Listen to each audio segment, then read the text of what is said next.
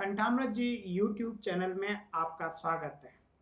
कक्षा 7 के विद्यार्थी सामाजिक विज्ञान विषय के अंतर्गत हमारे अतीत पुस्तक से पढ़ रहे हैं पाठ द मुगल एम्पायर, मुगल साम्राज्य, और उसमें पढ़ रहे हैं अकबर की नीतियां, नजदीक से एक नजर, एक closure look, Akbar's policies.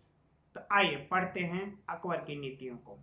The broad features of administrations were laid down by Akbar and were elaborately discussed by Abul Fazl in his book The Akbarnama, in particular in its last volume The Ain-e-Akbari। ठीक है ना। तो इसमें क्या है कि अकबरनामा का जो तीसरा भाग है, तीसरी जिल्द है आइन-ए-अकबरी, सॉरी, तो उसमें विस्तार से वर्णन मिलता है अबुल फजल की पुस्तक अकबरनामा में, जिसके तीसरा भाग है आइन-ए-अकबरी। अबुल फजल के अनुसार साम्राज्य कई प्रांतों में बटा हुआ था। अबुल फजल explained that the empire was divided into provinces called subas, यानी सूबों में बटा हुआ था, जिन्हें सूबा कहा गया है। सूबे का प्रशासक सूबेदार, governed by a सूबेदार who carried out both political and military functions। इसका मतलब हुआ कि प्रत्येक प्रांत में जो एक सूबेदार होता था वह राजनीतिक तथा सैनिक दोनों प्रकार के कार्यों का निर्वाह करता था। ठीक है ना, दोनों तरह के कार्यों का निर्वाह करता था। कौन? सूबेदार। आगे चलते हैं।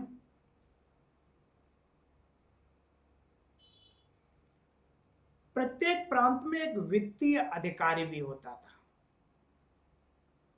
ठीक है ना, फाइनेंस की चीजों को देखने के लिए। Each province also had a financial officer. नाम क्या था उसका? दीवान। फाइनेंशियल ऑफिसर और दीवान for the maintenance of peace and order in his province. The सूबेदार वाज सपोर्टेड बाय द। अब सूबेदार की विशेषताएं बताई जा रही हैं कि शांति व्यवस्था बनाए रखने के लिए, कानून व्यवस्था बनाए रखने के लिए सूबेदार को कुछ लोग सहयोग किया करते थे। ठीक है ना, कौन लोग थे वे देखेंगे। आप देखें, अच्छे से देखें इसको भी, कि प्रत्येक प्रांत में एक वित्तीय अधिकारी होता था जो दीवान कहलाता था। कानून और व्यवस्था बनाए रखने के लिए सूबेदार को, ऊपर के ये देखें, ये सूबेदार है जो पद, जिसके पास राजनीतिक और सैनिक दायित्व थे। ठीक है ना, सूबेदार को जो और लोग मदद कर रहे थे वे कौन लोग थे देखिए। Such as military paymaster बख्शी, यानी सैनिक वेतनाधिकारी। The minister in charge of religious,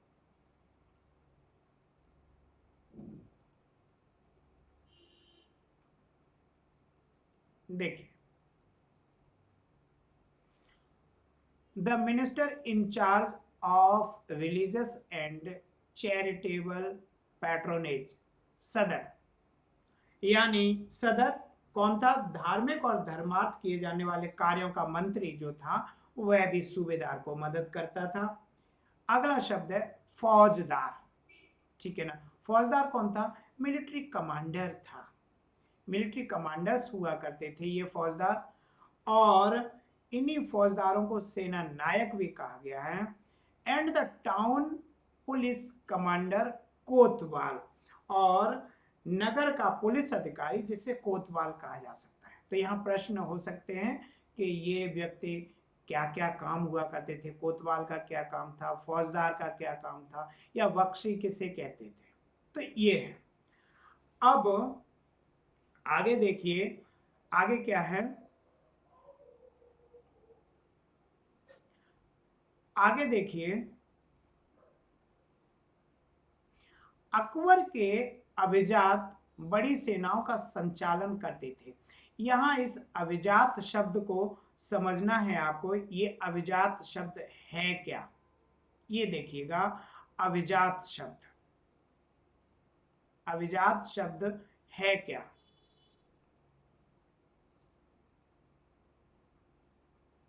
देखिए ये लिखा हुआ है अभिजात शब्द, ठीक है ना।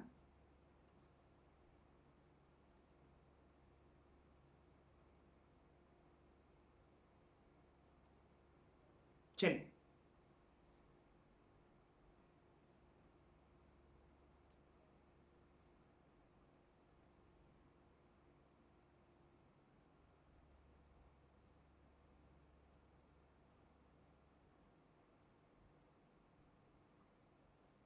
ये देखिए अभिजात,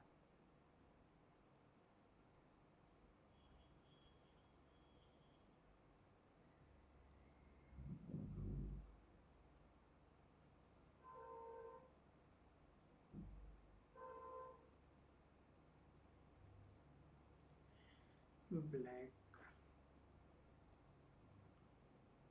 ये देख ले अभिजात।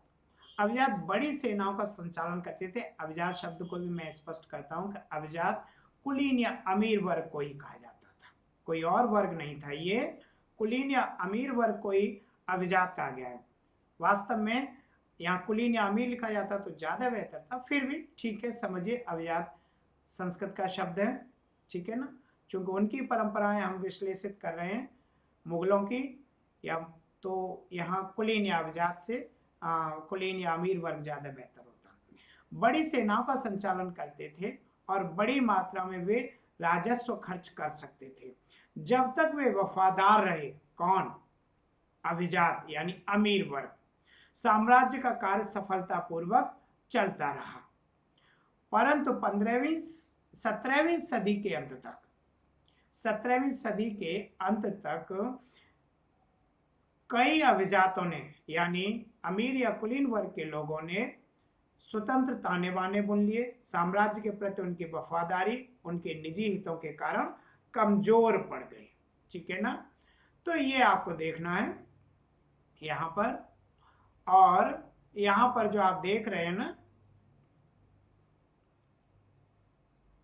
कमजोर पड़ गई, ये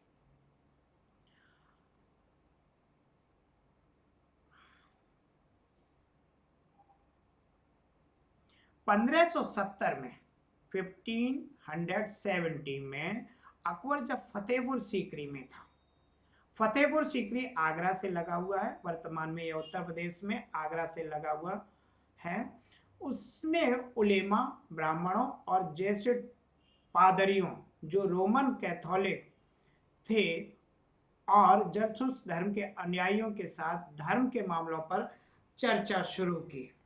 तो अकबर की हम नीतियों के बारे में जानने की कोशिश कर रहे हैं, और यहाँ धार्मिक चर्चा है।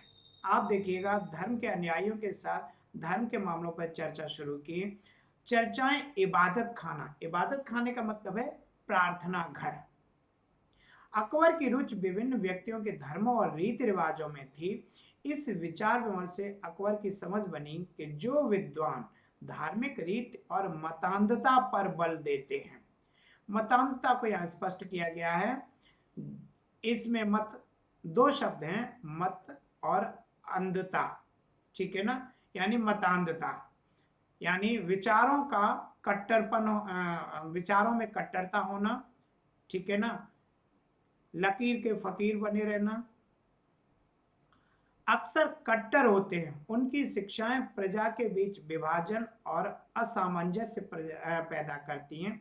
ये अनुभव अकबर को सुलह कुल या सर्वत्र शांति के विचारों की ओर ले गए।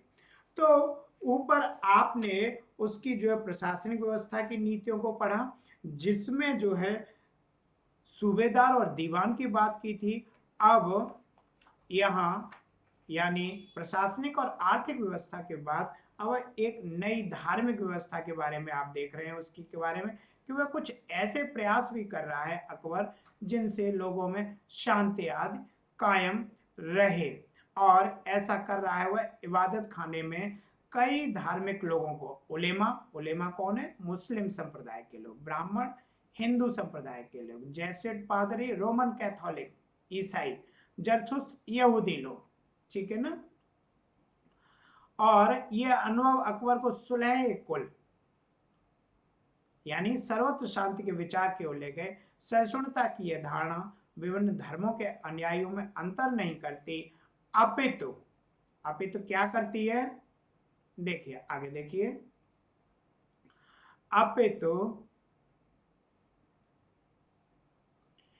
इसका केंद्र बिंदु थी नीति शास्त्र की एक व्यवस्था जो सर्वत्र लागू की जा सकती थी और जिसमें केवल सच्चाई, न्याय और शांति पर बल था।